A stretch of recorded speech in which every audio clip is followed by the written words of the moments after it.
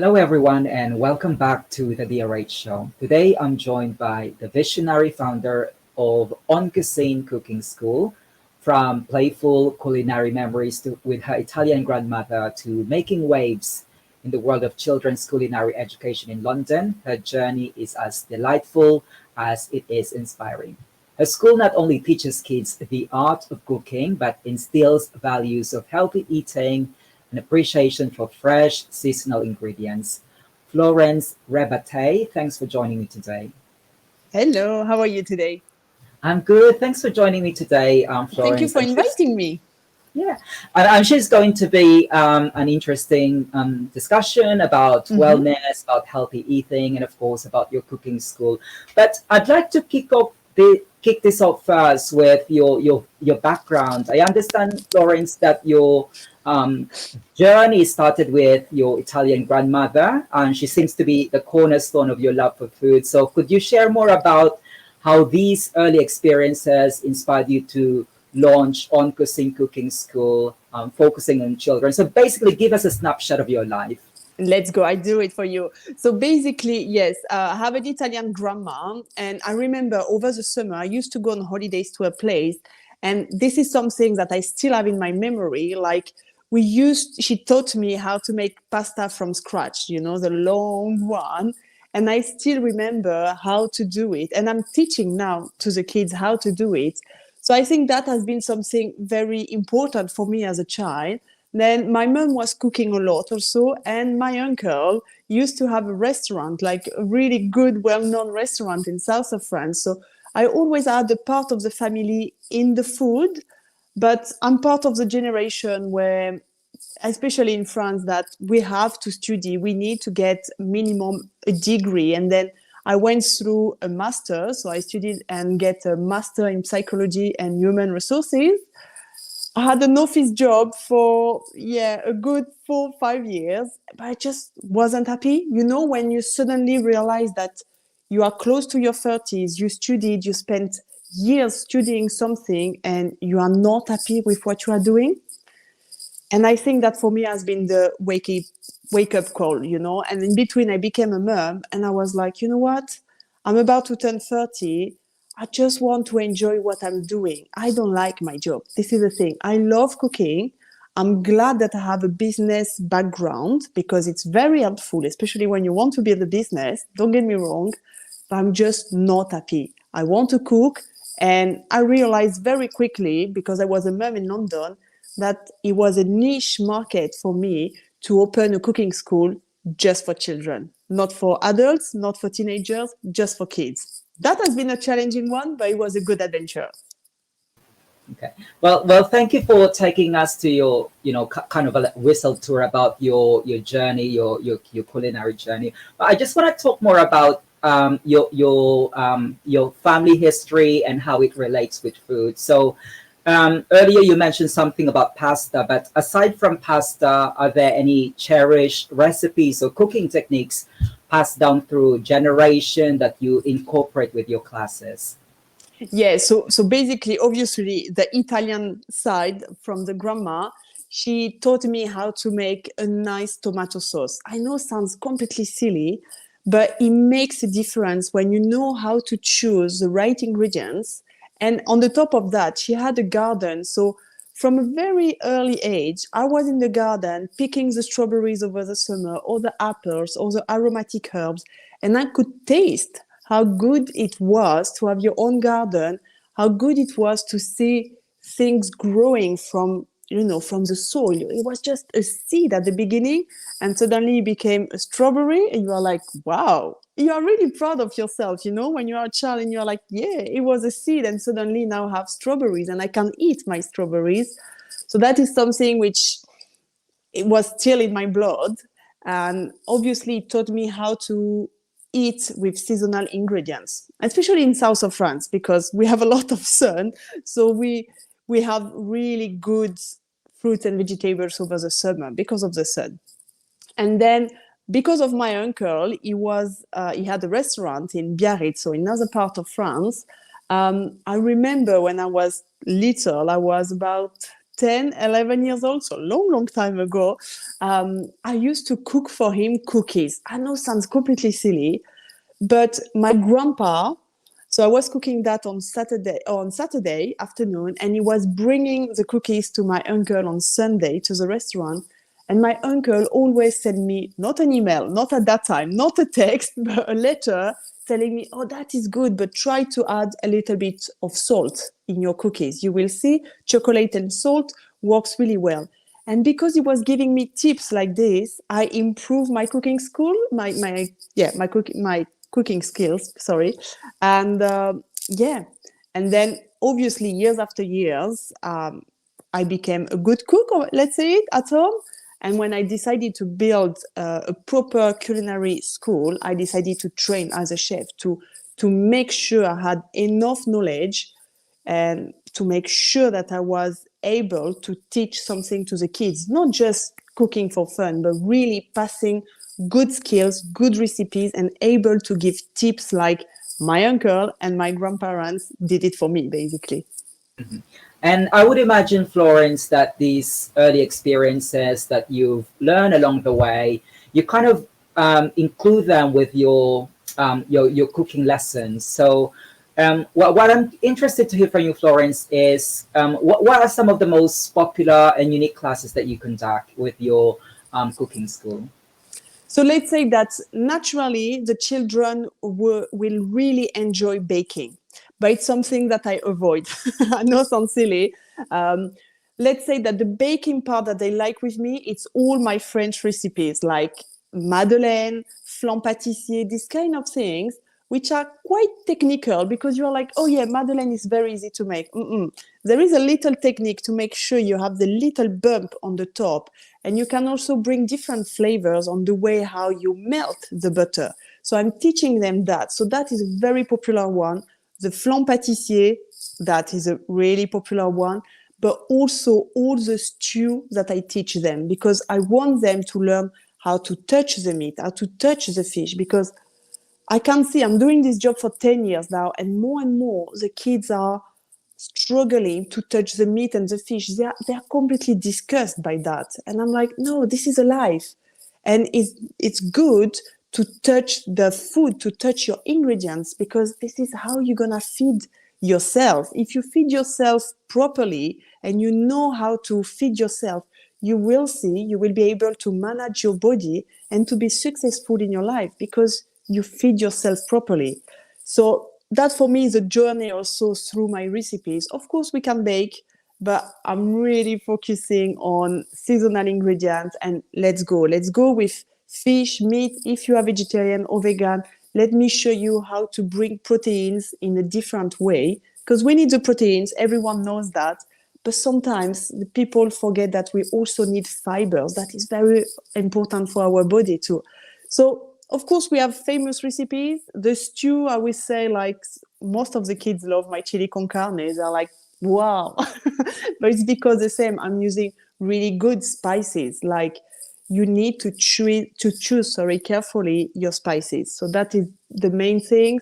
And they like, obviously, the French recipes when we make a gratin dauphinois or when I teach them. Yeah, this kind of recipes, they love it.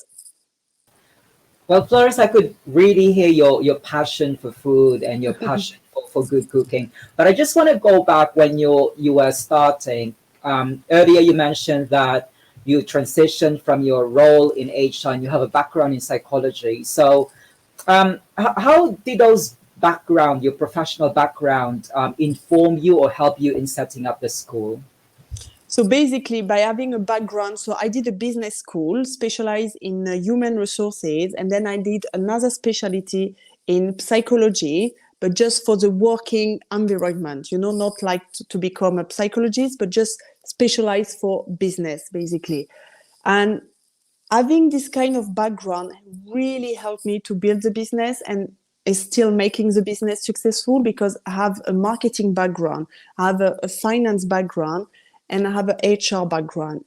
And even now, because the business is growing, so I have more and more chefs working with me, I can see that the fact that I worked in an office as a human resources manager, it helps me. Sometimes my chefs are like, oh, Flo, we can see that you have been a HR because I have a lot of process, and it sounds silly sometimes, but by having all this process set up, I can guarantee the quality of the food. I'm also able to track my food providers to see if they are good, if they are not good. I'm able to check.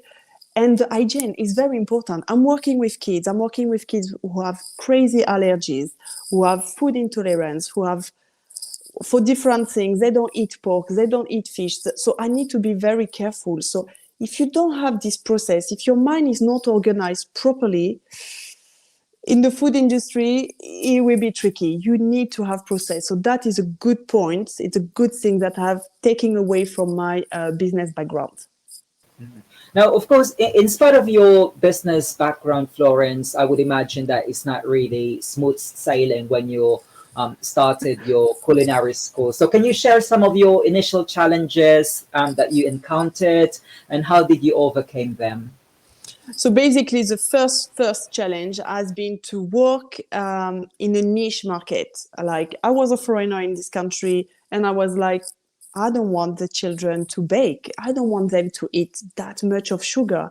And let's face it, 10 years ago, cupcakes with a lot of icing on the top was very, very famous. And I was like, I want to go with fruits and vegetables. And everyone was, you are crazy. You are really mad, Frenchie. I heard that many, many times. So that has been the first challenge, like believing in myself, like I have a concept. It can't be good. I just need to carry on. I need to believe in myself because no one is believing in me. Absolutely no one. So that has been the first one. I cried a lot. Don't get me wrong. I really cried a lot and questioned myself, like, what am I doing? Why am I quitting a job with a stable money, a stable salary, where I can grow in the business easily? Why am I putting everything away to be an entrepreneur and restart basically from scratch? I have to go back to school, make sure my English is good. I had to study the English law because I studied the French and the Luxembourgish one. I didn't know about the English law about food, so I had to learn that. And then I had to train to become a chef. And yeah, it took me, honestly, I always said that my business is like a baby because it took me 9 months of study to have the business alive. And I would imagine on top of those criticisms, there's also other things that you have to think about. Say, for instance, safety concerns. I would imagine because you're working with children, their parents might have some issues with this, like when parents are introducing their children to their kitchen. So how do you address these reservations and just, ensure that both parents and children feel confident and safe in the kitchen? So the main concern when you are cooking with kids, and it's always the case, you always have in your mind that a child, especially the small one, they can choke on a tomato, a blueberry, a piece of cucumber, or anything. So that is the fear that I have more or less every day. And now I have my chefs. I'm always telling them, make sure, for example, the cherry tomatoes are cut half if you work with kids between 3 and 4 years old, because the risk of being stuck here, it's the main important. Obviously, the parents sometimes are also worried because some parents are like, okay, I want my children to be into food, but I'm really worried because yeah, you have knives. So to make them relax, I explain them that first, we are all professional chefs. So we know how to cook and we know about allergies because we all have the certifications in terms of allergy, first aid, and pediatric first aid. So in terms of that, suddenly the parents realize that, okay, it's a serious company. Everyone is trained properly.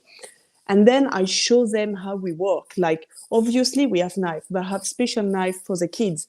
Plastic one, but really good plastic one.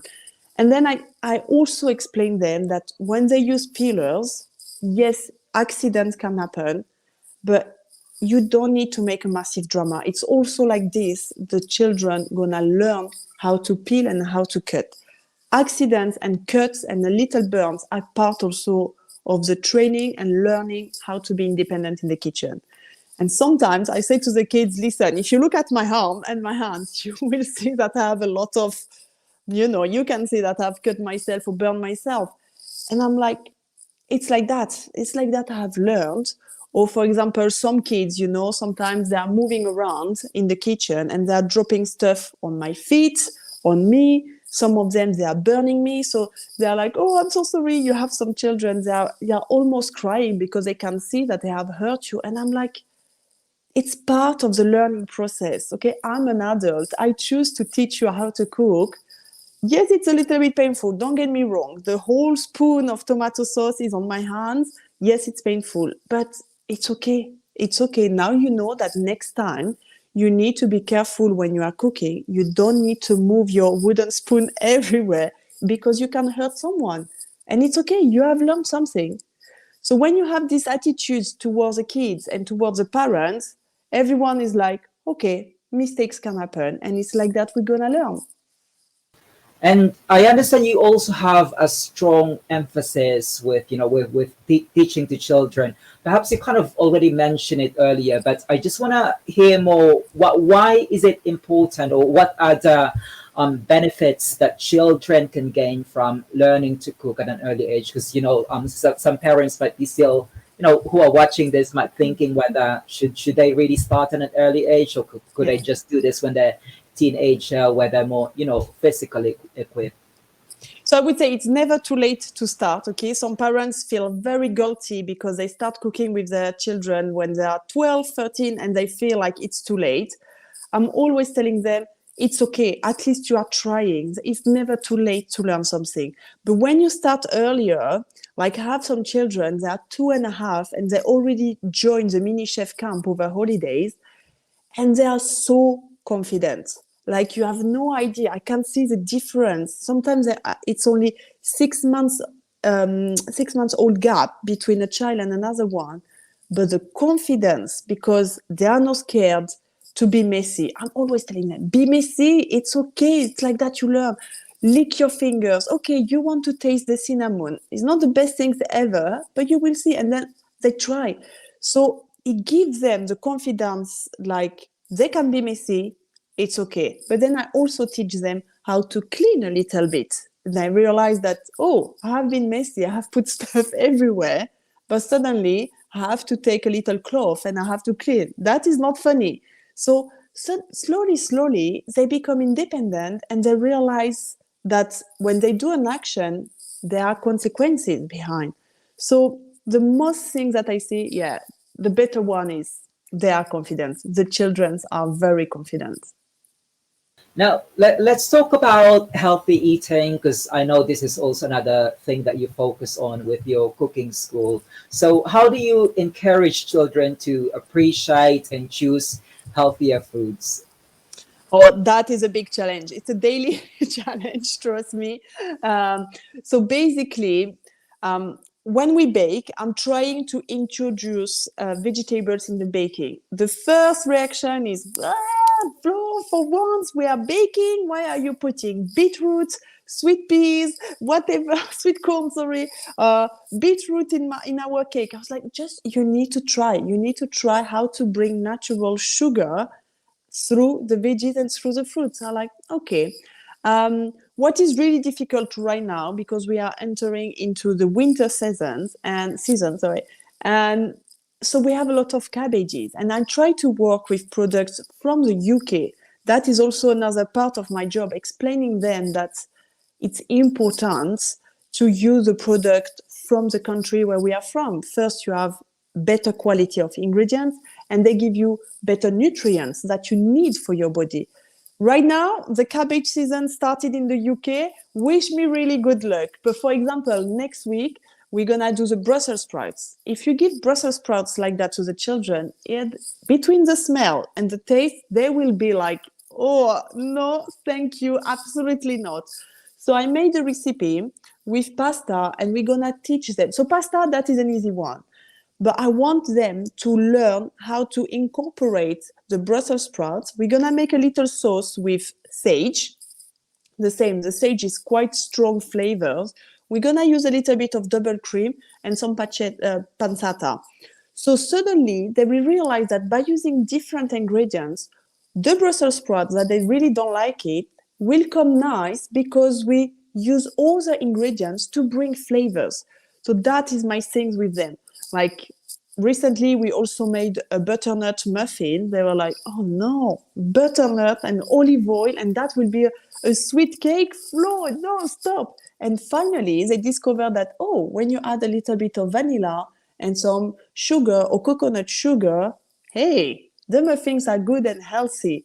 So it's the way how you present the thing. We laugh a lot, you know, and if they really don't like something, I'm like, no worries. I have to tell you that I really, really don't like peppers, but like it's something terrible for me when someone is giving me peppers.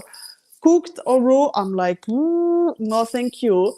But when I'm making a sauce with cooked peppers, I suddenly like, hey, the taste is not that bad. So you see, when the children also realize that you are human, you are like them, you don't like some of the ingredients, they feel really cool. They're like, okay, I'm not a weird one. The chef also doesn't like something. So it makes everyone relax. You have to joke about something, you know, it's just smile. Smile. The kids love smiling and they love learning through the games, through a lot of things. But if you are very strict with them, no, we are cooking. It has to be fun. Absolutely. And I check your website, Florence, and I realized that you also cater to children with special needs. So could you Mm-hmm. just shed light on the challenges and rewards of teaching this particular group of children? Yeah, so I started with kids with special needs. So for me, cooking has to be for everyone. So we had different types of special needs. During our afternoon clubs, it's open to everyone. So I'm just quite like being aware of the special need for the child because sometimes we need to adjust our behavior. I would say that the most common one that we have right now is the autism spectrum. It has been very challenging. I mean, I had to learn a lot. I read a lot about this spectrum, about this this the way the way how I have to behave with these kids because I'm someone like you can say like okay let's go you know I'm very I'm moving around I make noise I'm a little bit loud and I have this feeling where I will be like okay well done you did it good job. Well, you can be like that with autistic kids. Like you will create a massive stress to them. So I had to learn how to adjust my behavior to them. Like even if sometimes I just want to say, "Oh my gosh, you did it! You touched it!" Because for them, they really struggle. I have plenty of examples in my mind. I had a little girl. She did the cooking classes for months and months, and she was obsessed with white food, but like obsessed, obsessed. It was very difficult for her to touch anything else which wasn't white. So I had to give her gloves all the time. And one day she touched something which wasn't white. And it was, I think it was a meat. If I remember, I think it was a chicken, so pig. And she didn't ask for gloves. And I almost cried. I was like, oh, finally. But you have to control yourself. Like really, you're like, oh my gosh, I'm really happy. But you can't demonstrate your passion for her. We are like, oh, cool. So it's about learning. I contacted some doctors, some psychiatric also to have some feedback telling them, I want to open my cooking classes for everyone because for me it's important. And these kids, they have to be independent in their life. And if they know how to feed themselves properly, that is good. It's already a big positive things in their life. So yeah, it's about you have to question yourself and you have to agree that you're gonna fail with them. Like you're gonna fail, they might make you cry, but it's like that. You have to question yourself and you have to come back with new ideas all the time for them because every single child with disability is different. Absolutely. So it's not just a learning process for the No. children, it's also a learning process for yourself, Florence. Now, I understand, Florence, that you've also participated in the Golden Ramseys YouTube Food Stars, and that's a quite remarkable achievement. So tell us, how did you end up on the show and what was the experience like for you? Well, it was a really good experience, honestly. How did I end up in this show? They called me. I never applied for this TV show. They found me And I wasn't sure at the beginning. I thought it was a scam, to be honest. So I was like, that sounds weird. Gordon Ramsay wants my business in this TV show. What's wrong? I was a little bit, oh, this is weird. And I went through the whole recruitment process. So it takes months. You have to realize that you are not going on the TV like that at all. It takes months and months before going on the TV. And the experience was crazy. I mean, not so many people have the chance to stop their life for, in my case, it was 8 weeks. I've been away for 8 weeks, away from everything, my life, my son, my business. And you have to compete to get an investment from Gordon Ramsay. It's a crazy chance, right? It works, it doesn't work, doesn't matter. I didn't win, but obviously I went into this TV show to win. Otherwise, I wouldn't go there. So you have to be very, very competitive. But I also ended up semi-finalist, and I was like, wow, that is quite a good achievement. Like, hey, I'm not the English one, I'm the foreigner of the competition. You're like, hey, I went quite far, actually. So that was really good. And I've learned a lot. The first thing that I've learned is my business works without me. And that it's quite, suddenly has been like a big, big revelation for me. I'm like, hey, I can do something else, so I can develop the business in a different way. My chefs are good enough to deal with the daily cooking classes without me. And that helped me, after that, to focus on the rebranding of the company. And I met people during the TV show specialized in marketing. Some contestants became friends.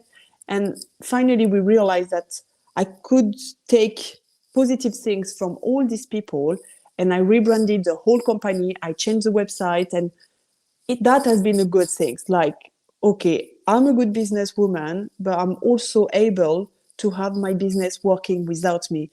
For me, it's at that point you realize that you are not anymore self-employed of your business, but you are a real boss, and you are definitely an entrepreneur. You are not anymore your business. Do you see what I mean? I see where you're coming from. We're totally different sectors, but I'm also self-employed slash limited company, so I understand that. And actually our company is about the same age, so I could really right, you can realize now. Yeah, but I know it's totally different landscape. But I just want to hear from you, because you said you work with different people. So when you encounter this diverse food entrepreneurs, did it kind of reshape or influence your philosophy or your perspective with food? When I was in the TV show, you mean? Yes. No, actually, when I was into this TV show and I met all these other entrepreneurs, they were also specialized in food industry. I realized that I had a very, very specific business on the very niche market. And yes, it's hard, but I prefer my job and my business than there, because for them, they were all selling products. Everyone was selling a product. Like, it could be sauce, it could be olive oil, it could be condiments, it could be whatever, cakes. I was the only one with a service. And because I'm a service business, the pressure on me is completely different from someone who is entrepreneur with a product, a food product. We literally don't have the same expectation and the same way of building the business.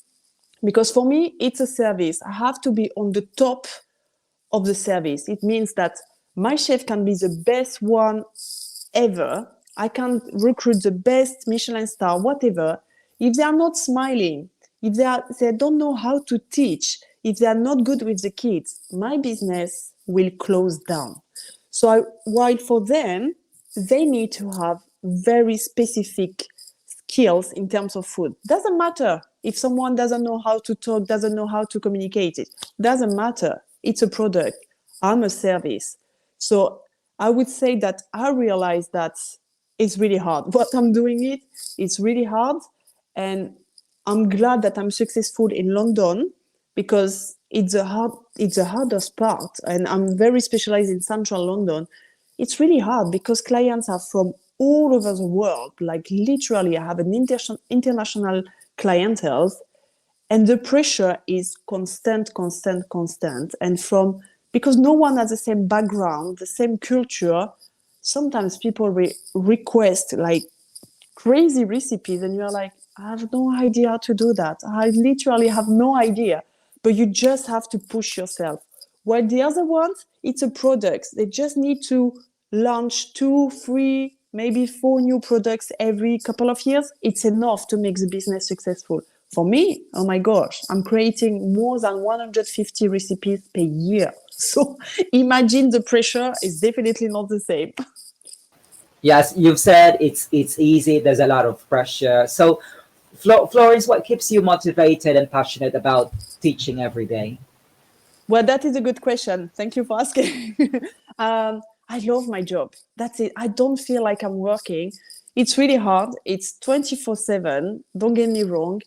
I just like seeing the kids. Like when I receive an email and the parents are telling me that their children, they took away this or this from my recipes or from the way I'm teaching, I'm like, yeah, here we go. That is the winning part. Like, or when I have some kids really into baking and suddenly they're happy to cook and not anymore bake, I'm like, yeah, here we go. That is a good job. That's why I'm carry on. That's why. And I will be honest, I love challenges. So I'm someone who loves challenges. And if you give me the opportunity to do something else in the food industry or to develop my business in a different way, I will go. I will be like, let's go.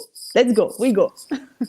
Absolutely. And Florence, what's one piece of advice you'd like to give to parents who are thinking of introducing their children to the world of cooking and healthy eating? I would say parents, do it.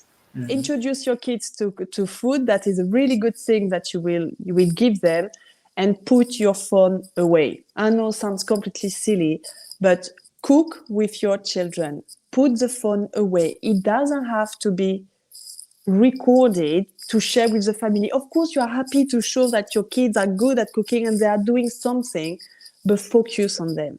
Leave your phone away and like make them feeling special, not feeling special for Instagram or any types of social media. Because some kids now, when they see the phones, sometimes the parents are stopping the cooking classes to take photos. And the kids sound silly. They know how to pose. They are focusing, they are chopping something. The parents arrive with the camera. The kids, like, it's just like this big smile. They know how to do it. And I'm like, no, you have to stop. So first do that. Stop the cameras, stop the recording things, focus on them, and don't be scared if they hurt themselves. It's part of the learning process. Of you obviously teach them, explain them that something can happen if they're not listening. They can hurt themselves, they can cut themselves, they can burn themselves. But it's like that we learn. It's just like that we learn. So don't be scared. Don't be scared. Go for it. Now, looking ahead, what's your aspirations and plans for the future with En Cuisine Cooking School? So in the future, I want to go national. So that's why also I went into the TV show, because I wanted to find an investors to go national, because I really believe that the business is scalable. So I would like to go in different cities of the UK, Manchester, Edinburgh, all these kind of big cities in the UK. So that is the big project in the long term. But I'm also now developing the cooking classes for teenagers from 13 to 18 years old, uh, because there is a gap. There is a gap, and the children. I mean, not anymore the children, the teenagers.